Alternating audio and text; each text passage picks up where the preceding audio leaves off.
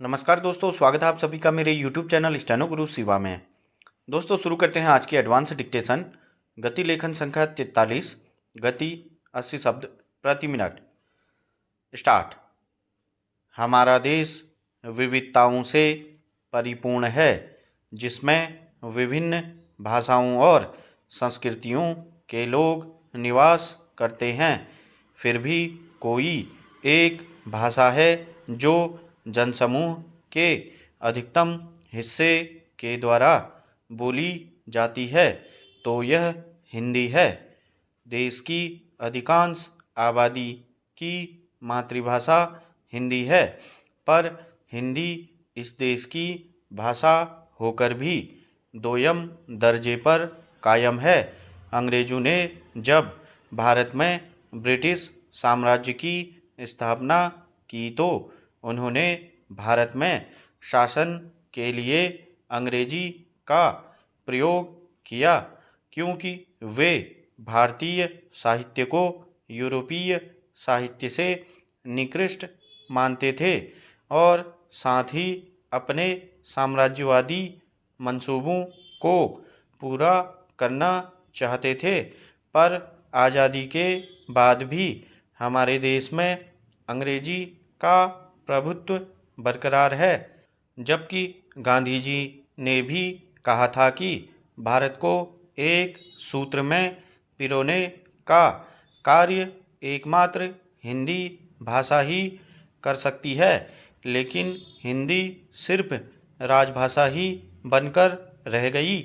आज भी भारत सरकार के लगभग सभी आधिकारिक कार्य मूल रूप से अंग्रेजी में ही होते हैं।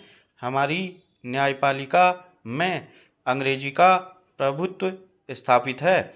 सर्वोच्च न्यायालय में अंग्रेजी के अलावा किसी अन्य भाषा में याचिका दाखिल नहीं की जा सकती। उच्च शिक्षा और रोजगार में भी अंग्रेजी का दबदबा है, जबकि हिंदी काफ़ी पिछड़ी हुई स्थिति में है।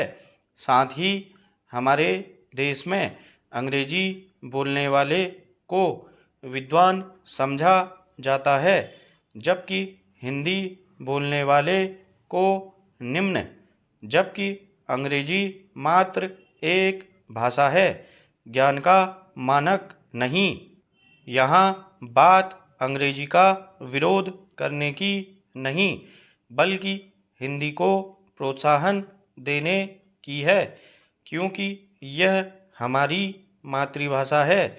हालांकि पिछले कुछ समय से हिंदी को शिक्षा और रोजगार की मुख्य धारा में शामिल करने के लिए काफ़ी प्रयास किए गए हैं, जिसमें नई शिक्षा नीति के प्रावधान प्रमुख हैं।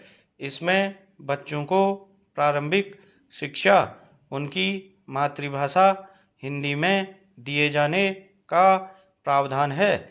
इसके अलावा उच्च शिक्षा, मेडिकल, इंजीनियरिंग में भी हिंदी में पाठ्यक्रम प्रस्तावित किया गया है।